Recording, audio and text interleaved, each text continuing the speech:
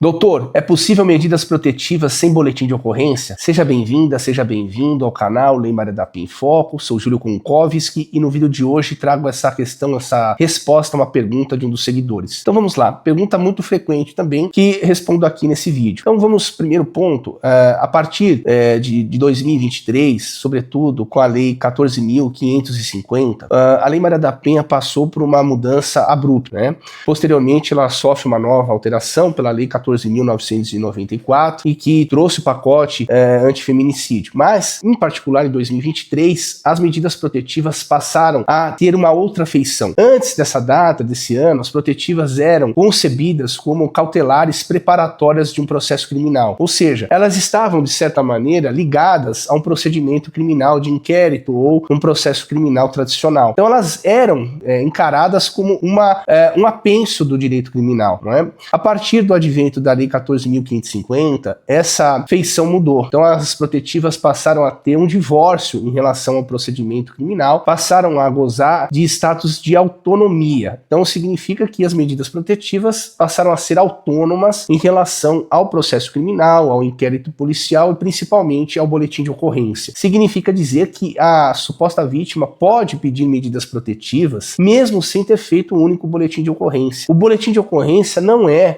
requisito, o pressuposto para a concessão das medidas protetivas. É óbvio que a maioria dos casos, as protetivas vêm alicerçadas, apoiadas em um boletim de ocorrência, mas isso é uma análise acidental, uma vez que hoje a legislação permite que a suposta vítima solicite proteção do Estado, mesmo sem ter lavrado um boletim de ocorrência. Esse é o caráter autônomo das medidas protetivas. Então as protetivas hoje são concebidas com base no entendimento segundo o qual são medidas cíveis satisfativas, então elas têm agora uma feição processual própria, elas são dotadas de autonomia, mas aqui, apesar de serem autônomas, elas não são independentes porque elas devem conversar com os demais institutos do direito, como nada do direito é isolado, existe para se comunicar com outros institutos, com outros ramos. Então, obviamente que a concessão das protetivas, ela deve conversar, por exemplo, com um caso de absolvição, não é? Uma vez que a absolvição, nós sabemos, ela tem uma análise muito mais exauriente, profunda, e o homem